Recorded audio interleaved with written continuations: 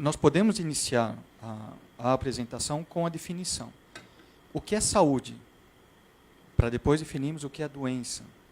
Então, pela Organização Mundial de Saúde, da Organização Mundial de Saúde, saúde é o completo bem-estar físico, mental e social, e não somente a ausência de doença ou enfermidade. Então, depois de muito debate, essa denominação não mudou desde 1948. E na nossa legislação, na Constituição brasileira, nós seguimos a definição mundial, mas somente consta que a saúde é um dever do Estado, como poder público, e não como um Estado em si, abrangendo a União, os Estados, o Distrito Federal e os municípios. E a Lei Orgânica 8.080, de 1990, determina que o SUS deve ser única. Então, em todas essas instâncias. E esse poder do SUS deve ser exercido na União pelo Ministério da Saúde e nos seus diversos graus, nos estados e municípios, pelas respectivas secretarias de saúde e órgão equivalente. Mas em relação ao tratamento oncológico, o tratamento oncológico tem que ser individualizado. Se observam as necessidades de cada paciente, respeitando-se a doença e as possibilidades terapêuticas de cada um, e em cabeça e pescoço, como a doutora Elizabeth disse, essencialmente a intenção tem que ser curativa. E assim o era o pensamento até algumas décadas atrás. Mas não podemos deixar de pensar também na reabilitação. E por intenção curativa, são aqueles pacientes que conseguimos, através do estudo, então da programação, estudo radiológico, sobre a doença e particularizado para cada um, encaixaram em algum dos segmentos de tratamento, como a cirurgia, radioterapia e quimioterapia. E tão importante como tratar, ou seja, livrar o paciente da doença, nós temos a reabilitação. Então, hoje em dia, é impossível pensar num tratamento oncológico sem reabilitar. Isso acontece para a mama, isso acontece para os linfomas, isso acontece para o tórax e também em cabeça e pescoço. E quais são os objetivos da reabilitação? Restaurar em cabeça e pescoço a capacidade de comunicar e de deglutir. Ensinar aos pacientes, quando nós não conseguimos fazê-lo 100%, estratégias compensatórias disso. E procurar adaptar e fazer a melhor combinação de paciente, técnica, cirúrgica e equipe habilitada para tal. Com isso, nós conseguimos obter uma reabilitação física, social e psicológica e, por conseguinte, uma melhor estética e, finalmente, uma qualidade de vida dos pacientes. A melhora da qualidade de vida é o que nós observamos hoje com os testemunhos, que são emocionantes, por sinal. Segundo a Sociedade Brasileira de Cabeça e Pescoço, no seu artigo 2º, nas linhas B, um dos objetivos, estimular o desenvolvimento da cirurgia de cabeça e pescoço como especialidade médica e fomentar sempre o aperfeiçoamento da mesma e difusão. Então, esse aperfeiçoamento, ela contempla o contínuo estudo e aprimoramento nas diversas técnicas que a modernidade nos impõe e que nós vamos adaptando para o bem-estar do nosso maior, eu posso dizer, bem comum, que é o paciente. Nós estudamos tanto, nós dormimos mal, nos alimentamos mal para cuidar melhor do paciente. Ele é a nossa dádiva, é ele que eu tenho que cuidar melhor. Também faz parte do Estatuto promover o intercâmbio científico entre as diversas sociedades e, com isso, procurar se nivelar o conhecimento entre os diversos países e as demais sociedades médicas, assim como realizando conferências, cursos, simpósios e reuniões sobre os assuntos concernentes à especialidade.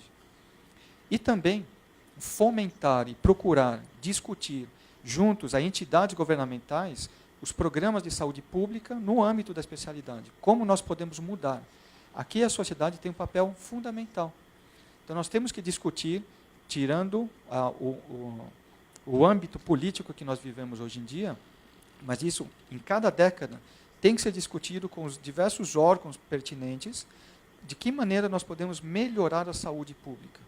Porque o conceito de saúde vale para todos, independente se é público ou se é privado. A história da reconstrução e da reabilitação em cabeça e pescoço é antiga. Ela remete ao século passado, onde esse primeiro cirurgião, o cirurgião plástico, o Vilray Papin Blair, em 1912, lançou o seu livro. Então, cirurgia das doenças da boca e da mandíbula. E somente a partir de 1921, ele preconizou que antigamente, antes dele, só se operavam e não se reconstruíam. E a partir dele, começou-se a fazer a reconstrução no mesmo tempo cirúrgico. Ele foi famoso também por desenvolver trabalhos com lábio leporino, e foi um dos primeiros a descrever a técnica de fechamento do cleft palate, fenda palatal. E em cabeça-pescoço somente houve um hiato, e somente em 1979, esse cirurgião, que agora ainda é diretor da Universidade Americana, Stephen Arion, publicou o primeiro trabalho sobre um retalho pediculado com vascularização axial, o que significa um outro segmento de pele e músculo que possa ser levado à distância para ajudar a reconstruir, para ajudar a fechar os defeitos criados pelo tratamento oncológico em cabeça e pescoço. E a partir daí, então, trazendo um pouquinho mais recente, nós temos que em 1986 começaram a ser criados e idealizados os retalhos microcirúrgicos, que têm o mesmo planejamento de um retalho axial, ou seja, um segmento de pele, músculo, mas pode ser levado osso ou outra estrutura, com uma artéria e uma veia específica que ajuda a nutrir esses tecidos. E com o retalho microcirúrgico, isso pode ser levado umas distâncias maiores ainda. Isso originou em Nova York, com o Peter Cordeiro e o David Hidalgo, numa descrição de 8 pacientes dele de reconstrução de mandíbula com o retalho da fíbula. Eles retiravam a fíbula e levavam para a mandíbula. A partir de 86 também, pensando-se na reabilitação, então relativamente recente, nós temos a criação dos implantes, tanto intraorais como extraorais. E antigamente não se faziam os implantes pela radiação. A radioterapia, ela atrapalhava a vascularização ideal para que o implante pudesse se firmar no tecido ósseo. E com a mudança do padrão da radioterapia, do conhecimento, e com técnicas e aparelhos novos, esses implantes começaram a ser factíveis. E isso mudou radicalmente a maneira como se é tratado e reabilitado um paciente de cabeça e pescoço. Em 79, idealizaram-se as primeiras próteses fonatórias, inicialmente com Blum-Singer, e depois melhoradas por Pange em 81, e até as atuais, que foram a empresa Atos, sueca, abraçou a ideia e vem desenvolvendo, desde a partir de 1990, desenvolvendo novas próteses. E atualmente, no nosso panorama, nós temos ótimos exemplos de reabilitação oral, laríngea, fruto dos estudos aplicados, sempre em conjunto multidisciplinar. O cirurgião não opera sozinho, não trata sozinho o paciente. É necessário um planejamento, é necessário uma equipe de apoio. E, dependendo da etapa que o paciente está sendo tratado, a equipe é mais importante que o cirurgião. Mas, como a doutora Beth disse, cada um tem o seu papel importante no time, e em determinado ponto, se nós não conseguimos também adequar a nossa técnica cirúrgica para aquele paciente, todo o restante é feito em vão. Nos exemplos, implante intraoral, esse paciente com osteosarcoma de mandíbula foi reconstruído com retalho microcirúrgico de fíbula. Então, o que vemos na foto no meio embaixo é o osso da fíbula, já no paciente, com os implantes intraorais sendo colocados. Depois se faz o planejamento com a prótese inferior, oral, e, na última foto, o paciente reabilitado. Então, aquilo que realmente não poderia... antigamente era impensável, agora nós conseguimos reabilitá-lo com a alimentação normal e você não diz que o paciente foi operado. Esse é um outro exemplo de um implante extraoral, uma paciente submetida à ressecção ocular por aneplasia, um carcinoma adenoide cístico de glândula lacrimal, colocado o implante extraoral, nós conseguimos observar ali no osso frontal, e depois a prótese facial, com o mínimo defeito. Nesse outro exemplo, o senhor pode voltar por favor? Mais um, isso aí tá bom. Esse é um outro exemplo de um defeito complexo, resultado de um câncer de pele, com invasão extensa, múltiplas ressecções, diversos anos tentando operar, até que se chega ao resultado final, onde conseguimos margens livres, mas foi necessário realizar e retirar um bom segmento da face. Se faz a reabilitação com implante e depois a confecção de uma prótese facial externa. E a paciente volta ao convívio normal. Antes era reclusa em casa e agora vai à feira. A última vez que ela passou em abril, vai à feirinha sozinha, faz as compras sozinha, feliz da vida. E em relação... Perdão. Isso, assim tá bom. Em relação às próteses fonatórias, então nós temos a prótese fonatória, é esse artefato feito atualmente de silicone, com uma válvula no meio, que é implantável no paciente por um procedimento que pode ser escolhido primário ou secundário, mas isso tem uma boa reabilitação. Próximo. Olá, estamos com um paciente submetido a laringectomia total, reconstrução com prótese. Qual é o nome do senhor? Francisco Wellington de Queiroz. Quantos anos o senhor tem? 52. O que o senhor mais gosta de fazer? Jogar tênis e pescar. Esse é um bom exemplo, como os senhores, é o testemunho dos senhores, que é possível reabilitar os pacientes e voltarem para a vida normal. E ele joga melhor que eu. Tá? Da categoria A, ele está bem. E um outro advento, agora, em termos de reabilitação, caminhando mais para a modernidade, é a programação da ressecção e reconstrução dos retalhos microcirúrgicos no computador. Então, nós fazemos com impressora 3D. Esse é um paciente com osteosarcoma de mandíbula, podemos ver na foto aqui embaixo, de uma raio-x panorâmica, um paciente jovem no pré-operatório, 19 anos, onde se faz no computador o planejamento em 3D. Eu consigo rodar a imagem, a tomografia dele e programar onde serão os cortes, as margens necessárias. A partir daí, se faz um planejamento com... Perdão. Não está passando. Passa, por favor. A partir daí, se faz a criação dos guias em impressora 3D, que esse material é esterilizável e vai para o centro cirúrgico, com a área de ressecção e a reconstrução com a fíbula do paciente, que também é programada, a fíbula do próprio paciente.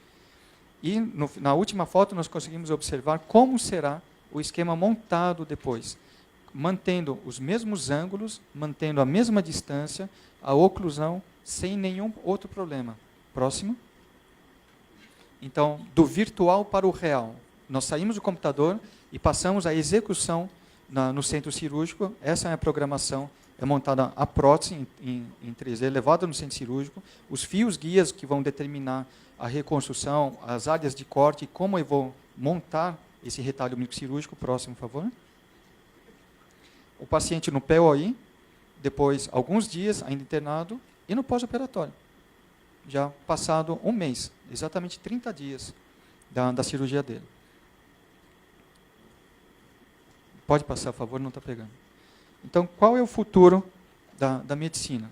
Nós temos que procurar exercer uma medicina de ponta, de qualidade, unindo os conhecimentos que nós adquirimos ao longo das várias décadas, sempre pensando também no que temos de novo, para cuidar do nosso paciente. Mas, no conceito de saúde, e a sociedade entende o conceito de saúde como sendo amplo, isso tem que ser feito em âmbito privado e público. Tá? Por diversos problemas políticos que nós temos hoje em dia, a parte pública tem ficado aquém do que nós esperaríamos. E a parte privada deslancha um pouco mais. Mas temos que encontrar um meio termo. Então, discussões, fóruns como esse são importantes para que nós tenhamos ideias e maneiras como abordar. A iniciativa da associação de tentar protocolar e fazer com que uma laringe eletrônica faça parte do rol é excelente. Nós começamos por atitudes assim. Então, devem ser criados centros de excelência no país. Nós temos vários centros de excelência. E os pacientes têm que ser arrolhados em protocolos, para que nesses protocolos, dentro dos centros de excelência, nós conseguimos tratá-los. Tanto na parte privada como na parte pública, nós temos profissionais capazes. Mas a parte principal, que são as verbas, leitos disponíveis, não podemos esquecer da atenção primária à saúde, a atenção secundária, que vai fazer o nosso acompanhamento do paciente. Isso, nos diversos governos que se passaram, eles não conseguiram contemplar bem essa tarefa.